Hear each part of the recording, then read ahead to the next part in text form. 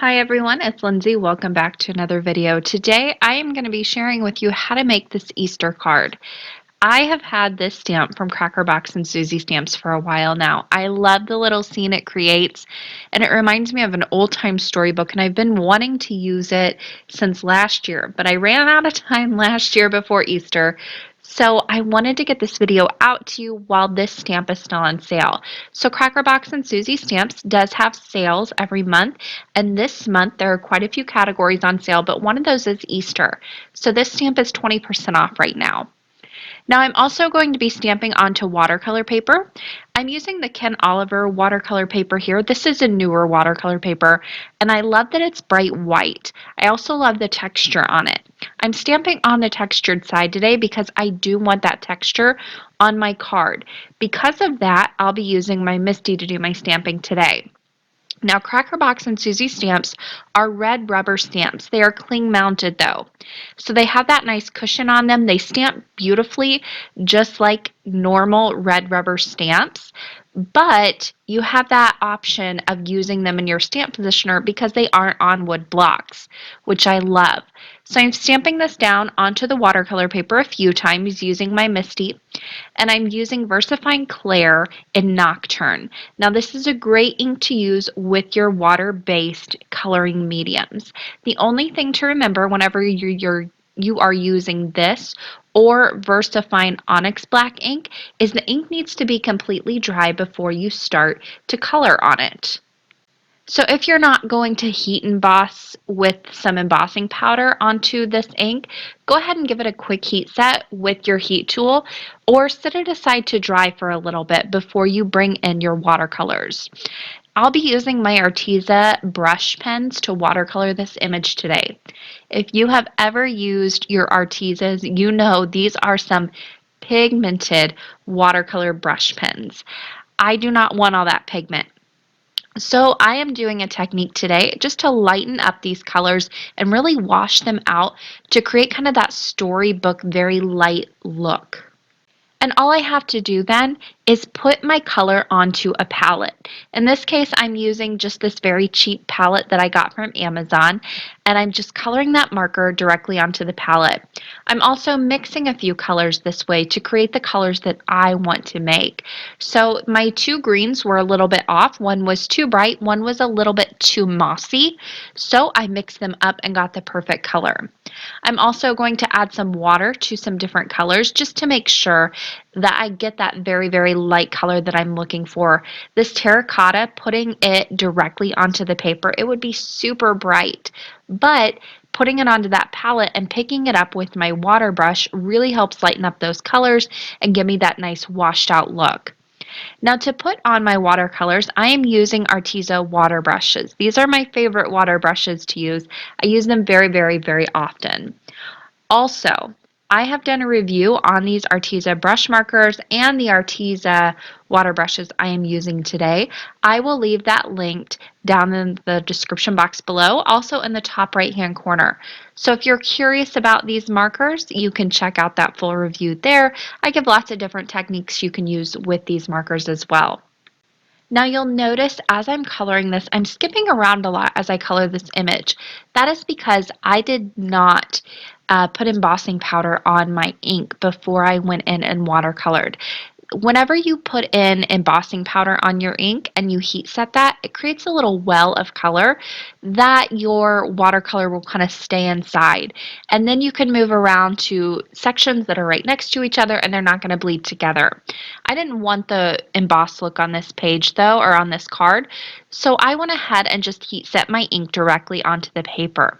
Now because of that, I need to be careful about the sections I choose to watercolor while they are still wet. So I'm skipping around to different sections, making sure I go to a new section before I color right next to one that I have just colored. That's going to give that watercolor time to dry, and then it's not going to bleed into each other, or you have a lot less chance of it bleeding into each other. than coloring right next to a spot you've just colored on. So I did that grass first, and then I moved over to the little pots, and then moved to the basket, and I'm moving around, making sure that I don't do two sections right next to each other. I'm also really washing this color out as I add on to my page here, my image that I'm coloring. So I start very, very light, and then if I want to darken it up, I can go back in with more layers later on. It's much, much harder to take off color. Even watercolor, it's hard to get all that pigment off sometimes. So start lighter. You can always add more color and more layers as you go along. So I'm finishing up very quickly here with these little eggs, and my final addition to this scene is going to be a little bit of grass underneath the entire scene, just to give it some grounding. Whenever I stamp an image like this, it kind of just looks like it's floating in midair. Adding that little bit of green underneath and really fading it out gives it a nice grounding effect and completes it.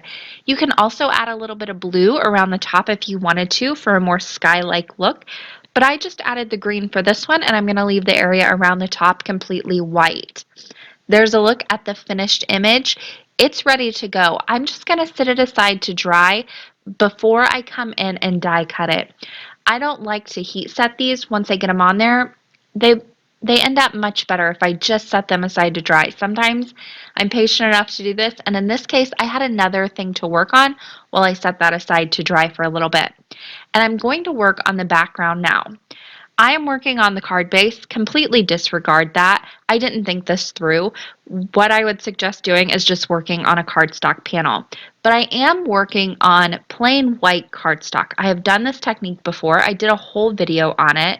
I will leave that linked in the description box and in the top right hand corner as well. But I am just going to create a very quick checked or gingham background with my watercolors. In this case, I am using a Catherine Pooler ink pad. These work really, really well for this technique. And I just put some down onto a palette. I added quite a bit of water, and then I'm just going to use my Arteza water brush. I'm using a flat water brush in this case to get those nice lines, and I'm just going to start drawing lines essentially with my watercolor. I went horizontally first, and now I'll come in and draw some vertically. The reason I am working on regular plain cardstock is because I want this color to soak in and dry very quickly. I do not want any blending to happen as I go in and kind of overlap these lines. I want them to just be the lines they are. I don't want any blending. I want that color to soak in and dry very quickly. Now, because of that, I did use a heavyweight cardstock, so make sure that you're using a nice heavyweight cardstock that can hold up to a little bit of water on it and not pill up as easily. Now, once that was done, I set that aside to dry, and now it's time to come back and die cut my little scene. I'm using an oval die cut from the Waffle Flower Nesting Oval Die Set. And because I've already colored this, I'm going to go ahead and put that in my die cutting machine, but then I'll put a thin piece of paper over the top to protect that image and not get any cut marks from my cutting pads pressed into that image that I've already spent so much time watercoloring. That just gives a nice protective layer so it comes out looking as beautiful as it did when you put it in. I'm also going to die cut a quick frame using that same oval that I used to die cut. Then I'll layer a larger one on the outside. Now this is going to create a nice frame, but the thing about this is I wanted to pop it up. Most of the time when I cut frames like this, I glue it directly onto the panel. However, I wanted to add a little dimension behind this. To give me that option without having to go in and cut down itty bitty pieces of foam to put around that frame, I'm just going to flip this over, insert them both into each other. It fits just like a puzzle piece, and then just quickly tape the back with some regular Scotch tape. This is going to hold everything together, but still give that frame look. But it's also going to give me a bigger surface area on the back to put my dimensional adhesive, and I don't have to worry about cutting super small pieces or doing any fancy kind of gluing on it. And you can see it fits together perfectly. Now, like I said, I wanted to pop this up, but first I need to go ahead and get that panel directly onto the card base that I watercolored that checked background.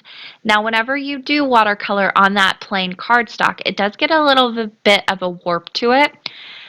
I like using liquid glue the majority of the time, but this is one of those cases where the really strong tape adhesive is going to be your best bet at getting this to flatten out onto the card base.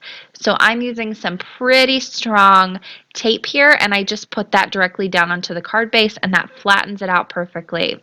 If you don't have that option, you can run it through your die cut machine to get it to flatten out a bit, or a laminator will also help too. Once I had that on, it's time to put everything together very quickly. I'm just adding some dimensional adhesive onto my frame and watercolor panel and popping that up directly in the center of the card base. Now the final addition to this was that flag banner you see off to the right hand side that I stamped the blessing sentiment onto. That is from a tiny word sentiment set from Cracker Box and Susie Stamps, and that is the card. Super simple and easy. The majority of it was the watercolor and then that quick background. Don't forget to check out the other videos I mentioned today, and also all the information that or all the supplies I used in this video are going to be down in the description box below. Also, that stamp that I used today is on sale at Cracker Box and Susie Stamps, but only for a few more days until the end of February you have for that 20% off. A link to that will be down in the description box below, as well as links to all the other supplies too. That's going to do it for me today. If you haven't subscribed to my channel yet, you can do that now off to the left-hand side. Thanks for watching, everyone, and happy crafting!